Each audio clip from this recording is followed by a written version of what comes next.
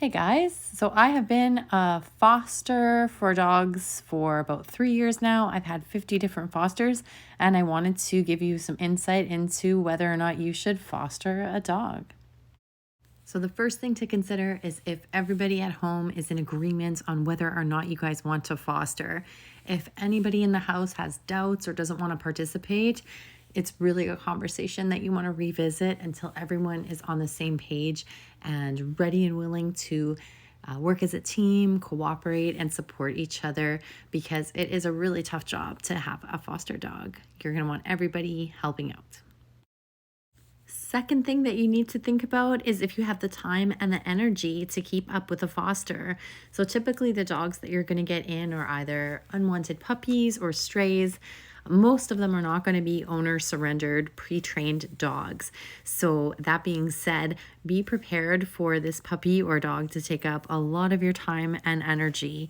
And even things like losing sleep some nights are very likely occurrences that might happen here and there. Not the whole time, but is that something that you're prepared for? And can you handle losing sleep some nights while you're fostering?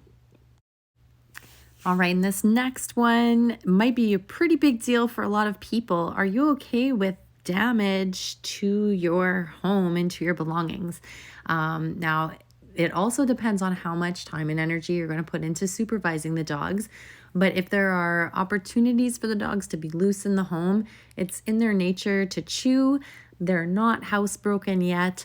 So some of the damages that I've personally experienced would be with the floors, mostly from dogs having accidents, also from their nails. They've chewed some of my outdoor cushions, chewed on some of the wooden posts of the deck. So those are some big frustrations that I've come to terms with, but things that you really want to keep in mind when you have dogs in the home, because that's likely to happen, especially if you're not able to keep a constant watch over the dogs. The next thing to consider is whether you're prepared to train and socialize your foster dog.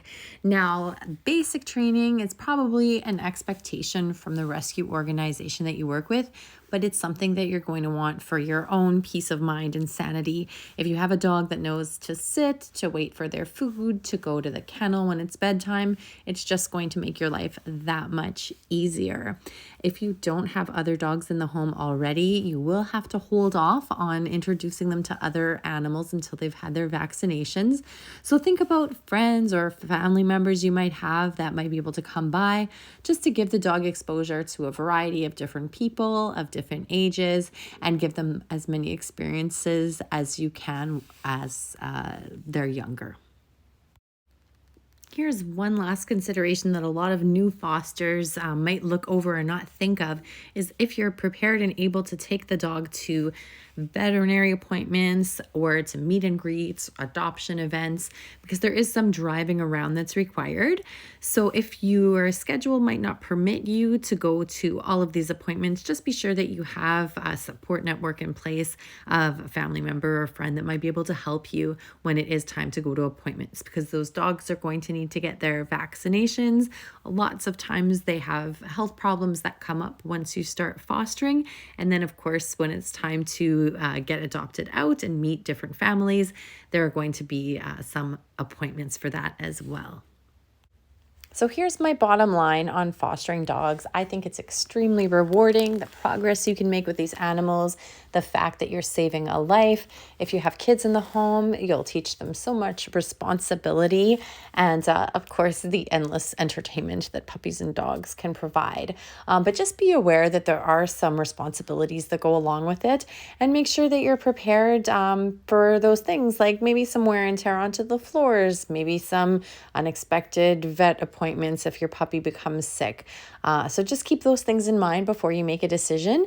And if you're someone who might be thinking about getting a dog of your own as your forever furry family member, but kind of on the fence about that, fostering might be a really good way for you to experience it.